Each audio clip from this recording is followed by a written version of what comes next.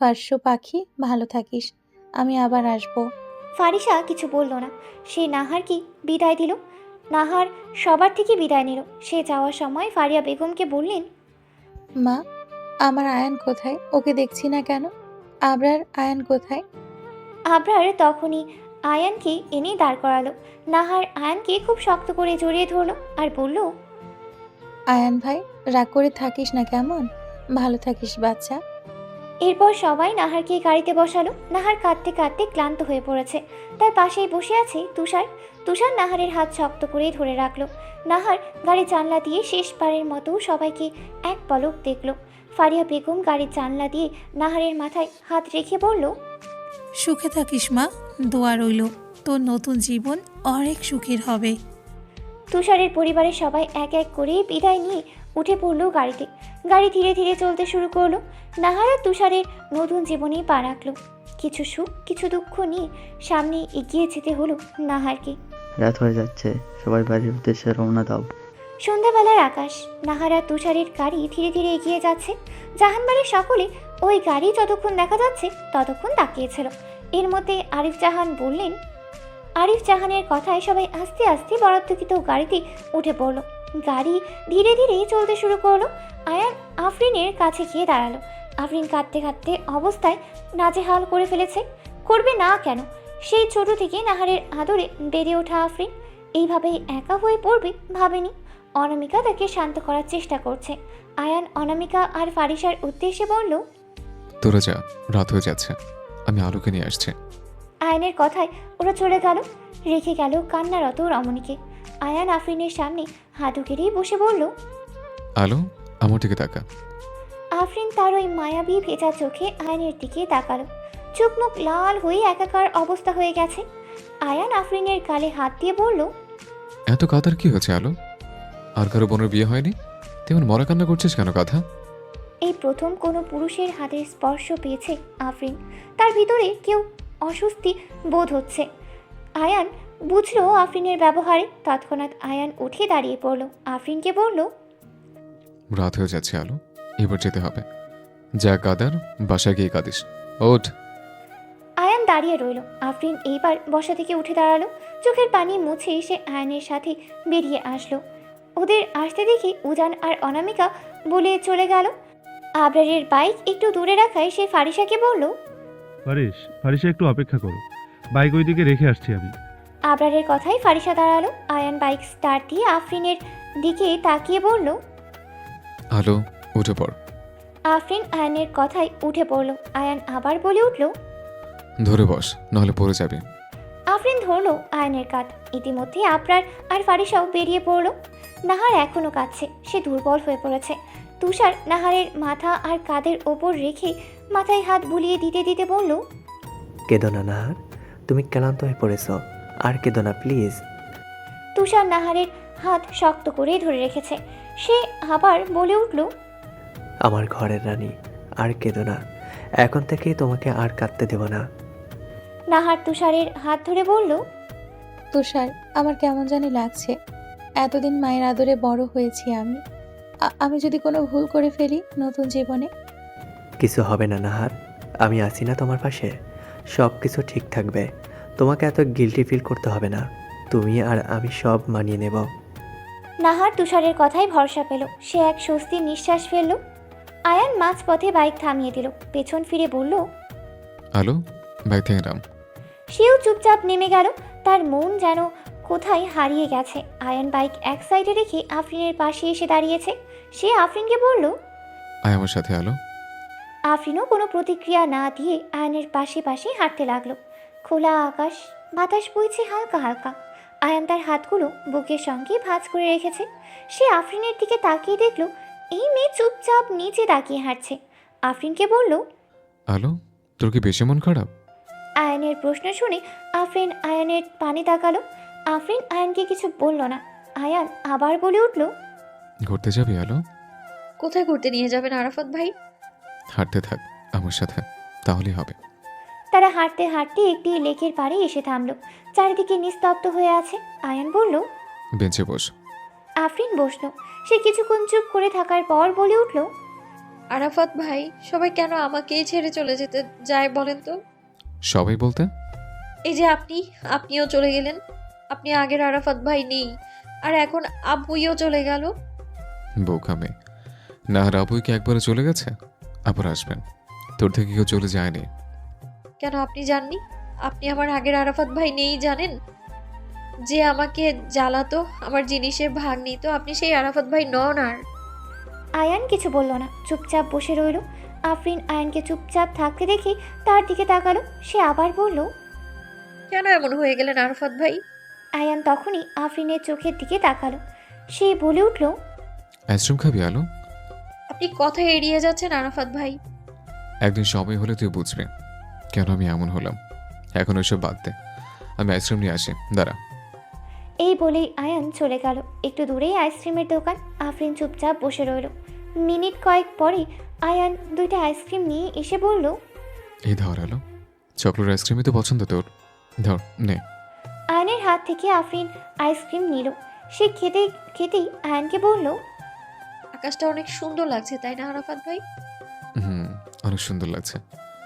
জানেন, অনেক দিন পর এইভাবে আসলাম। অনেকদিন পর মানে? তুই কার সাথে আসতিস আবার? আরে বাবা, কারোর সাথে না, আর কি এমনি বললাম। এরকম সময় আগে কখনো কাটাইনি তো। তোর মন ভালো হয়েছে আলো? হুম। আচ্ছা, তাহলে এখন চল। আর একটু থাকি না আরাফাত ভাই? আজ নয়, অন্য কোনো দিন। দেরি হয়ে যাচ্ছে, চল। আফরিন আর কি করবে, উঠে পড়ল। আয়ানের সাথে হাঁটতে হাঁটতে চলে গেল বাইকের কাছে। আয়ান বাইক চালানো শুরু করেছে, আফরিন পিছনে বসা। বাইকের শব্দ ভেদ করে হঠাৎই আরেকটু দূরেই দেখা যায় 2টা বাইক তাদের পিছু নিচ্ছে। আফরিন ভয়ে আয়ানকে শক্ত করে ধরে রেখেছে। আয়ান বাইকের স্পিড বাড়িয়ে ছুটে চলছে। আয়ান ব্লুটুথ কানেক্ট করে কাউকে কল দিল। কাউকে বলে উঠল, রুদ্র কয়েকজন ধাওয়া করছে, আলো আমার সাথে, ওর সামনে কিছু করা যাবে না। তুই ওরে নিয়ে চলে আয়, ওদেরকে আমি দেখছি। আচ্ছা। আয়ান পিছনে আফরিনের পানি তাকালো। আফরিন ভয়ে কাচুমাচু করে ওকে ধরে বসে আছে। আয়ান বলল, আলো, ভয় পাচ্ছিস? ভয় পাবি না, আমি আছি, তুই ধরে বস। আফরিন আরো শক্ত করেই ধরে রাখলো। আয়ান যত দ্রুত সম্ভব বাইক চালিয়ে যাচ্ছে, পিছনে এখনো ধাওয়া করছে। মিনিট কয়েক পরে আয়ান জাহান ভিরার সামনে এসে বাইক থামালো। সে আফরিনকে নামিয়ে দিয়ে বলল, দ্রুত বাসায় যা, আর বাসায় কাউকে কিচ্ছু বলবি না, মনে থাকবে? ভাইয়া, ওরা কে ছিল আর আমাদের ধাওয়া করলো কেন? তুই ভিতরে যা, আমি আসছি। কোথায়? আর কিছু বলতে পারল না। আয়ান বাইক স্টার্ট দিয়ে চলে গেল। আফরিনও আর দাঁড়িয়ে না থেকে চলে গেল বাড়ির ভিতরে। আয়ানের পিছনে যে লোকগুলো ধাওয়া করছিল তারা বাইক সামনেই দাঁড়ালো। আয়ান হাত ফসকে যাওয়া তাদের মধ্যে একজন কাউকে কল লাগালো। অপর পাশের ব্যক্তি কিছুক্ষণ পর কল ধরে বলল, কি সমস্যা তোদের? একবার বলছি না যে আজকে কল দিবি না কোনো মতে? বস, আপনি যাকে ধরতে বলেছেন সে দুরন্ত চালাকাশীল, হাত ফসকে বেরিয়ে গেছে বস। অপর পাশের ব্যক্তি তার সামনে থাকা টেবিলে বাড়ি মারল। সে বলল, শেট, তোদের একটা কাজ দিলে সেটাও ঠিক মতো করতে পারিস না, এখন বসে বসে ঘাস কাট। বস, আমরা কি করব? শালায় চালাক মাল, হুট কইরা হাতেতে বাইরে গেছে। রাখ ফোন, আমাকে আর ফোন দিবি না। আর হ্যাঁ, 1 সপ্তাহের জন্য হাওয়া হয়ে যা, নাইলে শালায় তোদের টার্গেট করব। এর সেই অজানা ব্যক্তি ফোন কেটে দিল। রাগে টেবিল উল্টো করে ফেলে দিয়ে বলল, আয়ান আয়ান আয়ান, উফ, তোকে যেদিন পাবো না সেদিন বুঝবি আমি কি জিনিস শালা। এর মধ্যে সেই ঘরে কেউ একজন প্রবেশ করলো। অজানা ব্যক্তি কাঁধে হাত দিয়ে বলল, এত রাগ করছো কেন বাবা? হাল ছেড়ে দিলে তো চলবে না, শান্ত হও। বাবা, এই ছেলে কি দিয়ে তৈরি? এত ফাত পাতলাম, একটাতেও পা দিল না। দিন যত যাচ্ছে এরে ধরা মুশকিল হয়ে পড়ছে। মাই সান, কুল ডাউন। এই ছেলে কোন বংশের ভুলে যেও না। আয়ান ওর দাদার মতো খেলোয়াড় হয়েছে। ঠান্ডা মাথায় চাল দাও, আমাদের সাবধানে থেকে খেলতে হবে, না হলে ধরা পড়ে যাব। উফ বাবা, ঠান্ডা মাথায় খেলতে হবে, ওর ওপর বিশ্বাস নেই। আসো এখন বাহিরে যাই। আচ্ছা চলো। তারা দুজন চলে গেল, রেখে গেল এক অন্ধকার ঘর, যেখানে তাদের আলাপ আলোচনা সমাপ্তি ঘটে থাকে। রাত 11:30। আয়ান বসে আছে একটা চেয়ারে, তার সামনে আছে আবরার। আবরারের হাতে ল্যাপটপ। তারা অনেকক্ষণ যাবৎ কিছু বের করার চেষ্টা করে যাচ্ছে। আবরার কিছুক্ষণ পর চেয়ারে হেলান দিয়ে বসে পড়ল। আয়ান ওর দিকে তাকিয়ে বলল, কিছু পেয়েছিস? না রে, সব সিসিটিভি ফুটেজ কেটে ফেলা হয়েছে। যে খেলছে সে কিন্তু অনেক ভালো করে খেলছে, আমাদের আরো সাবধানে থাকতে হবে। হুম, আর তুই কোথায় ছিল এতক্ষণ? ফারিসাকে দিয়ে আসতে শুনলাম তোর উপর হামলা করার চেষ্টা করেছে, তাই এখানে এসে পড়েছি। আচ্ছা চল, বাসায় রাত হয়ে যাচ্ছে। আচ্ছা চল। তারা বের হয়ে গেল। বাইরে এসে বাইকে উঠে আবরার বলল, চল রেস দে একটা। তাই? আচ্ছা চল। শুরু হলো দুই বন্ধুর রেস। দুইজন বাইক ছুটিয়ে দেয় রাতের ফাঁকা রাস্তায়। এভাবেই শেষ হলো কিছু রহস্য, কিছু আনন্দ, আর কারোর যন্ত্রণা। রাত তখন প্রায় 12টা ছুঁই। তুষারের বুকের উপর মাথা রেখে নাহার নিঃশব্দে ঘুমিয়েছিল। তাদের গাড়িটি আহরাম ভিলার সামনেই দাঁড়ালো। তুষার নাহারের মুখে আলতো করে হাত দিয়ে তাকে ডেকে উঠল। নাহার উঠে পড়ো, আমরা এসে পড়েছি, ওঠো। আরও কয়েকবার ডাকার পরে নাহার উঠে পড়ল। সে তুষারের হাত ধরেই গাড়ি থেকে নেমে এলো। নতুন জীবন, নতুন বাড়ির চৌকাঠে দাঁড়িয়ে আছে সে। এর মধ্যে তাদের ঘরে প্রবেশ করানোর জন্য তুষারের মা মিষ্টি ও পানি এনেছেন থালায় সাজিয়ে। তিনি প্রথমে নাহারের মুখে পড়ে তুষারের মুখে মিষ্টি দিয়ে বললেন, এসো বৌমা, তুষারের হাত ধরে তুমি তোমার নতুন সংসারে প্রবেশ করো দেখি। নাহার সামান্য হাসল তুষারের মার কথায়। তুষার হাত বাড়িয়ে নাহারের হাত ধরল। নাহার কিছুটা অস্বস্তি বোধ করলো। তুষার নাহারের দিকে বুঝে হাত আরও শক্ত করে ধরে বাড়ির ভিতরে প্রবেশ করলো। নাহারকে সোফায় বসানো হয়েছে। কিছুক্ষণ এইভাবেই কাটলো। তুষারের মা সবার উদ্দেশ্য করে বলে উঠলেন, হয়েছে হয়েছে, এবার আমার বউকে ঘরে যেতে দাও, অনেক রাত হয়ে গেছে। এই মিলি, বৌমাকে ঘরে নিয়ে যাও। মিলি নাহারকে ধীরে ধীরে ঘরে নিয়ে গেল। তুষারকে ফুল দিয়ে তুষারের ঘরে নিয়ে যাওয়া হয়েছে। ফুল দিয়ে বিছানায় বসানো হয়েছে। সে চুপচাপ বসে আছে। বিছানায় বসে নাহার চুপচাপ চারিদিকে দেখছে। তার মনে অদ্ভুত এক কাঁপন, এক অজানা স্রোত। এই সময় তুষারের মা আসলেন। নাহারকে চুপচাপ বসে থাকতে দেখে তিনি তার কাছে গেলেন। নাহারের গালে আলতো হাত দিয়ে বললেন, আমার মিষ্টি বৌমা, আল্লাহ তাআলা তোমাদের দুজনকে সুখে রাখুক, তোমার নতুন জীবন সুখের হোক। আর হ্যাঁ, আমি তোমার মায়ের মতন, তুমি আমার ঘর আলোকিত করে আসা মেয়ে, আমাকে শাশুড়ি ভেবে পর করে দিও না মা। নাহার কি বলবে বুঝে উঠতে না পেরে কিছুটা সংকোচ করলো। আচ্ছা আন্টি। নাহারের মুখে আন্টি ডাক শুনে মিলি আর তুষারের মা হু হু করে হেসে উঠল। সে আবার বললেন, এই কিসের আন্টি? তুমি আমাকে আম্মু বা মা বলে ডাকবে। আচ্ছা মা। এই তো আমার লক্ষ্মী মেয়ে, এবার বসে থাকো, আমি তুষারকে দিয়ে তোমাদের দুজনের খাবার পাঠাচ্ছি। তুষারের মা আর মিলি চলে গেলেন। নাহার একলা রুমে বসে আছে। চারিপাশ নিস্তব্ধ হয়ে গেছে। নাহারের মুখ লাল দুপাট্টা দিয়ে ঢাকা। মিনিট খানিক পর রুমের দরজা খুলে তুষার প্রবেশ করলো। তার বিছানায় এক বউ বেশি নাহার বসে আছে দেখেই সেখানেই থমকে গেছে। সে ধীরে ধীরে খাবারের প্লেটটি টেবিলে রেখে বিছানায় বসলো। নাহারের বুকের ভেতরটা কেমন জানি ঝড় বয়ে যাচ্ছে। তুষার ধীরে ধীরে নাহারের দোপাট্টা তুলে মুখ উঠালো।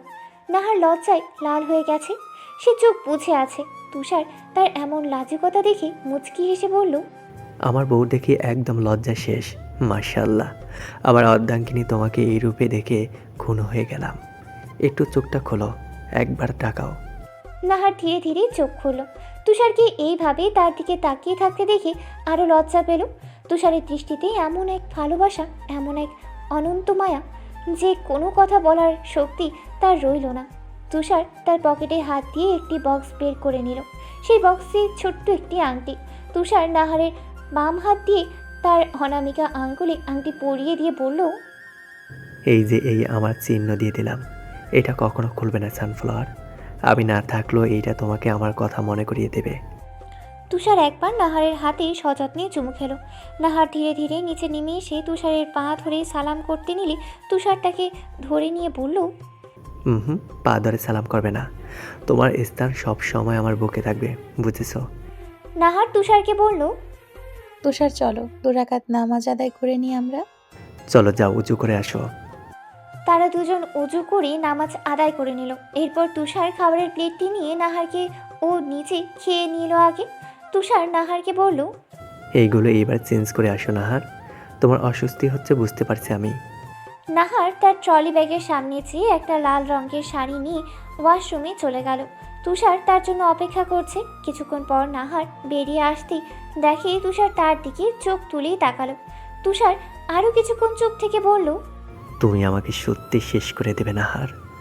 তোমার এই রূপের মায়াতে সত্যি খুন হতে রাজি আছি আমি। তুষারের এইহীন বাক্যে নাহার হেসে ফেলল। তুষার ধীরে ধীরে নাহারের কাছে চলে এলো। সেই নাহারের গালে হাত দিয়ে কপালে একটা চুমু দিয়ে বলল, আজকে দিন, এই রাত, আমাদের এই পূর্ণতা। আমি সত্যি ভাগ্যবান নাহার। আমি যাকে ভালোবাসি তাকে নিজের অর্ধাঙ্গিনী রূপে পেয়ে গেছি। আমাদের জীবনে আর কোনো বাধা বিপত্তি না আসুক, আমরা যেন সারা জীবন এইভাবে একে অপরের সাথে বেঁচে থাকতে পারি তুষার। তুষার নাহারের ঠোঁটে নিজের ঠোঁট ডুবিয়ে দিল। কয়েক মিনিট পর তুষার নাহারকে ছেড়ে দিয়ে কপালে মাথা ঠেকালো। নাহার তার দিকে তাকিয়ে আছে। নাহার লজ্জায় তুষারকে জড়িয়ে ধরল। তুষারের বুকে মাথা রেখে বলল, তোমাকে ভীষণ ভালোবাসি তুষার, আমাকে কখনো ছেড়ে যেও না। যাব না নাহার, তোমাকে ছাড়া আমি অসহায়। আরও কিছুক্ষণ তার জড়িয়ে ধরেই রইল। তুষার নাহারের গালে হাত দিয়ে বলল, আমার অর্ধাঙ্গিনী, আমার বউ, আমি কি তোমার মাঝে নিজেকে সম্পূর্ণরূপে বিলীন হতে পারি? নাহার তুষারের কথায় লজ্জা পেলেও তাকে অনুমতি দিল।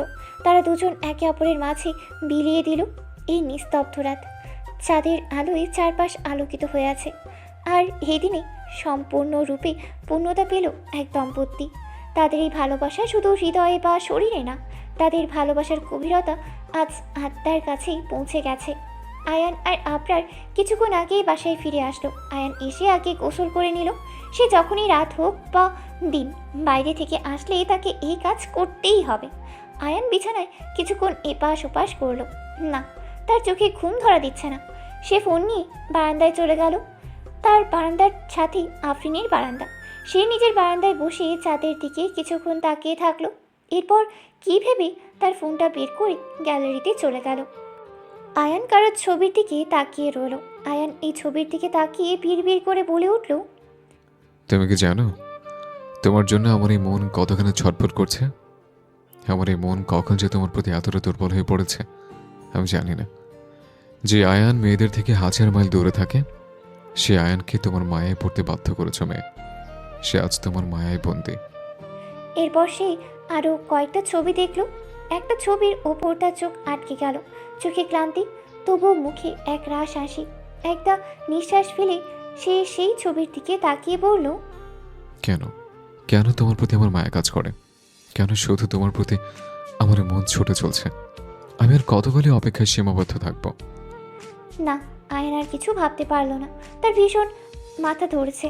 সে ফোন অফ করে মাথায় হাত দিয়ে বলল, না, এখন কফি না খেলে শান্তি পাবো না।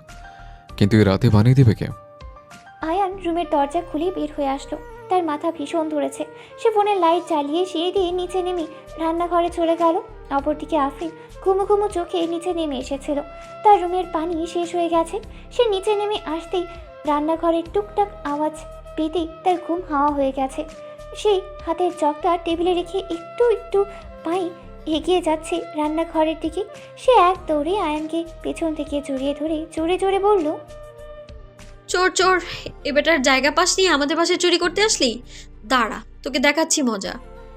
এই বলে পাশে থাকা এক বড় চামচ দিয়ে আফরিন কিছু না ভেবে আয়ানের মাথায় বাড়ি দিয়ে দিল। আফরিন যেই না আবার বাড়ি দিতে যাবে, তখনই আয়ান তার হাত ধরে ফেলল। আফরিন অন্ধকারে কিছু না দেখে জোরেই বলে উঠল, চোর, কে আছে, বাঁচাও। আর কিছু বলতে পারল না। আয়ান ওর মুখ চেপে ধরে বলল, এই গাধে, তুই চোর কোথায় পেলে? আফরিন মুখ থেকে উ উ শব্দ করতে লাগলো। সে আয়ানের হাত ধরে বলল, আরাফাত ভাই, আপনি এখানে চোরের মতো কি করছিলেন? আমাকে দেখতে তোর চোরের মতো দেখতে মনে হয়? আফরিন নিজের জিভ পায়ে কামড় দিল। পরে বলল, এ আল্লাহ, ছিচি না, মানে আপনি এখানে কি করছিলেন? আমি যা মন চায় তাই করছিলাম। তুই এখানে কি করতে এসেছিলি? আসলে আমার রুমের পানি শেষ হয়ে গিয়েছিল তো, তাই পানি নিতে। এই বলেই হো হো করে হেসে উঠল আফরিন আয়ানের দিকে তাকিয়ে। আয়ান আফরিনের হঠাৎ হাসিতে অবাক হয়ে গেল। সে আফরিনের উদ্দেশ্য করে বলে উঠল, হ্যাঁ, তুই এইভাবে পাগলের মতো হাসছিস কেন? ভাইয়া, আপনার মাথায় কফি পাউডার পরে একদম ভূতের মতো লাগছে আপনাকে। আফরিনের কথায় আয়ান ওর মাথায় হাত দিয়ে ছেড়ে দিল। আফরিন চুপচাপ মুখ টিপে হাসতে লাগলো। আয়ান কিছুক্ষণ পর বলল, আলো, আমার জন্য কফি বানাতো, আমি কিছু খুঁজে পাচ্ছি না। আফরিন কিছু বলল না আর, সে হাসছে আর কফি বানাচ্ছে। আয়ান আফরিনের দিকে তাকিয়ে আছে। কিছুক্ষণ পর আফরিন আয়ানের সামনে এক মগ কফি রেখে বলল, এ নিন আপনার কফি। আপনার কি মাথা ব্যথা করছে? আফরিনের এহেন কথায় আয়ান ওর দিকে তাকিয়ে বলল। তুই কি করে বুঝলি আমার যে মাথা ব্যথা করছে? আফরিন আয়ানের পানে তাকালো, এরপর বলে উঠল, সিম্পল। আপনার আগেও এমন মাথা ব্যথা করলে আমি কফি বানিয়ে দিতাম, তাই বুঝেছি। আয়ান কফি নিয়ে আর আফরিন জগে পানি নিয়ে উপরে চলে গেল। কিছুক্ষণ পর আফরিন একটা মলম নিয়ে আয়ানের রুমে প্রবেশ করলো। আয়ান বিছানায় আছোয়া অবস্থায় ছিল। আফরিন আয়ানকে বলল, আরাফাত ভাই, এটা লাগিয়ে নিন, ব্যথা কমে যাবে। আয়ান আফরিনের থেকে মলম নিয়ে নিল। আফরিন চলে আসলো। এতক্ষণ মজা করলেও এখন কেন জানি খারাপ লাগছে তার। সে রুমে এসে শুয়ে পড়লো। এপাশ ওপাশ করতে করতে ঘুমিয়ে পড়লো। টানা এই কয়েকদিন না ঘুমানোর কারণে তার ঘুম একটু বেশিই ছিল। আয়ান আফরিনের তাও মলম লাগিয়ে বিছানায় শোয়া মাত্রই ঘুমিয়ে পড়েছে। তার মাথা ব্যথাও ধীরে ধীরে কমে গেছে। জাহানবাড়ির সবাই আজ যাবে তুষার আর নাহারের বৌভাতে। এটাই সাধারণ, তুষারের বাড়িতেই করা হবে, তাই তারা সব গোছগাছ করে নিচ্ছে। ছোট সদস্যরা যাবে এক গাড়িতে আর বড়রা যাবে আরেক গাড়িতে। আফরিন বিছানায় বসে ফোনের স্ক্রিনে তাকিয়ে আছে। তার মুখে বিরক্তি, চোখে অস্থিরতা। সে প্রায় আধা ঘন্টা ধরে মারিয়াকে ফোন দিচ্ছে, একটার পর একটা, কিন্তু ওই মেয়েটা না কল ধরছে না রিপ্লাই দিচ্ছে। অবশেষে বিরক্তিতে ফোনটা ছুঁড়ে দিল বিছানায়। বিড়বিড় করে বলল, এই মেয়েটা একদিন আমার ধৈর্য শেষ করে ছাড়বে। সে গোসল করতে চলে গেল। কিছুক্ষণ পর আফরিন তড়িঘড়ি করেই ওয়াশরুম থেকে বের হয়ে আসলো। তার ফোন বেশ কিছুক্ষণ ধরেই বাজছে। আফরিন ফোন হাতে নিয়ে দেখলো ফোনের স্ক্রিনে ভেসে উঠেছে মুরগির বাচ্চা নামে সেভ করা নাম্বার। সে ফোন রিসিভ করে বলল, এই তুই তোর কোন জামাই বাড়ি গিয়েছিলি? হ্যাঁ, আমি তোকে কত হাজার কল দিয়েছি, একটা কলও ধরলি না কেন? অপর পাশ থেকে মারিয়া ঘুম ঘুম কণ্ঠেই বলে উঠল, আফরু বেবি, ঘুমাচ্ছিলাম আমি। কি তুই এখনো বিছানায় পড়ে পড়ে ঘুমাচ্ছিস? দেখ তো কয়টা বাজে। আমরা আর কিছুক্ষণ বাদেই বের হব, আর তুই এখনো তৈরি হসনি? এই কথা শুনে মারিয়া প্রায় লাফিয়ে উঠল বিছানা থেকে। ফোন কানে নিয়ে নিচে নামিয়ে নিয়ে তাকালো একবার, এরপর ফোন কানে নিয়ে বলল, ইয়া আল্লাহ, এতটা কখন বেজে গেল? তোকে তো আমি। থাম থাম মেরি মা, আমি গেলাম, বাই বাই। তোদের বাসার সামনে গিয়ে কল দিব না, হ্যাঁ? কলটি টুট টুট করে কেটে গেল। আফরিনও আর কিছু না ভেবে তৈরি হতে শুরু করে দিল। আর কিছুক্ষণ পরেই সবাই বের হয়ে যাবে। তুষাদের বাড়িতে সকালটা ছিল শান্ত ও মিষ্টি। জানলার ফাঁক দিয়ে সূর্যের আলো এসে পড়েছে নাহারের মুখে। নাহার ঘুম ঘুম চোখে ধীরে ধীরে তাকালো। সে আধো ঘুমিয়ে চোখ মিলতেই টের পেল কেউ তাকে বাহু ডোরে জড়িয়ে রেখেছে। পাশ ফিরে তাকাতেই চোখে পড়ল ঘুমন্ত তুষারকে। মৃদু হাসি খেলল নাহারের মুখে। সে ধীরে ধীরে তুষারের হাত থেকে নিজেকে ছাড়িয়ে নিয়ে ওয়াশরুমে চলে গেল। এদিকে তুষার চোখ মেলে তাকিয়ে দেখলো তার পাশে কেউ নেই, সব খালি। তখনই নাহার ওয়াশরুম থেকে বেরিয়ে আসলো। তুষার নাহারের দিকে তাকালো। নাহার তুষারের পানে তাকিয়ে বলে উঠল, এভাবে তাকিয়ে কি দেখছো? আমার প্রিয় সানফ্লাওয়ারকে। নাহার আয়নার সামনে দাঁড়িয়ে আঁচল মাথায় দিল। আয়নার সামনে দাঁড়িয়ে বলল, হয়েছে তুষার সাহেব, এখন উঠুন, অনেক বেলা হয়ে গেছে। সবাই কি না কি মনে করবে। তুমি ফ্রেশ হয়ে নাও, আমি নিচে যাচ্ছি। এই বলে নাহার শাড়ির আঁচল মাথায় দিয়ে রুম থেকে বেরিয়ে গেল। সে নিচে যেয়ে দেখলো তুষারের মা সবকিছু সাজিয়ে রাখছেন খাবার টেবিলে। সে মনে ভয় নিয়ে তুষারের মাকে বলল, আসসালামু আলাইকুম আম্মু। সালামের শব্দ শুনে তুষারের মা পাশ ফিরে তাকালেন। নাহারকে এইভাবে গুটিসুটি মেরে দাঁড়িয়ে থাকতে দেখে বললেন, ওয়ালাইকুম আসসালাম মা, ঘুম ভালো হয়েছে? কোনো অসুবিধা হয়নি তো? না না আম্মু, কোনো সমস্যা হয়নি, কিন্তু আমি মনে হচ্ছে বেশি দেরি করে ফেলেছি ঘুম থেকে উঠতে। নাহারের এমন কথায় তুষারের মা হেসে বললেন, শোনো মেয়ের কথা। আচ্ছা, এখন আসো, বসো, নাস্তা করে নাও। কিছুক্ষণ পর তো তোমাকে সাজাতে আসবে, আসো তো। এই বলে তিনি নাহারকে একটা চেয়ারে বসালেন। ইতিমধ্যে তুষারও তার বাবা কথা বলতে বলতে নিচে নেমে এলো। সবাই টেবিলে বসে পড়ল। তাদের বাসায় কিছু হেল্পিং হ্যান্ড আছে, তারা কিছু কিছু জিনিস এগিয়ে দিচ্ছিলেন। তুষারের মা সবাইকে খাবার বেড়ে দিলেন। সবাই খাওয়া দাওয়া করছে আর আজকের অনুষ্ঠান নিয়ে কিছু আলাপ আলোচনা করছে। আরফিন কোথায়? সাইফুল জাহান সোফায় বসে শারমিন বেগমকে বলে উঠলেন। শারমিন বেগম বিরক্ত মুখে বললেন, এই মেয়েকে নিয়ে কি করব? সকালে পড়ে পড়ে ঘুমাচ্ছিল, এখন আসার নাম নেই। আফরিন, কই তুই? আসবি নাকি আমরা চলে যাব? ওপর থেকে আফরিন বলে উঠল, আসছি আম্মু, একটু একটু ওয়েট করো। আয়ান সোফায় বসে ফোনে ফেসবুক স্ক্রোল করছিল। তার পরনে আজ মেরুন রঙের পাঞ্জাবি, তার পাশেই আবরার বসে বসে গেম খেলছে। আয়ান ফোনের স্ক্রিনে তাকিয়ে বলল, তোমরা যাও মেজমা, তোমরা গাড়িতে গিয়ে বসো। বাড়ির বড়রা ইতিমধ্যে তাদের জন্য বাছাই করা গাড়িতে উঠে পড়ল। আরও কয়েক মিনিট পর আফরিন সিঁড়ি দিয়ে নিচে নেমে এলো। আফরিনকে নামতে দেখে ফারিসা বলল, ওই তো মেজো আপু এসে পড়েছে, এবার চলো। ফারিসার কথায় আয়ান সিঁড়ির পানি তাকালো। আফরিন লেহেঙ্গা সামলিয়ে ধীরে ধীরে নেমে আসছে।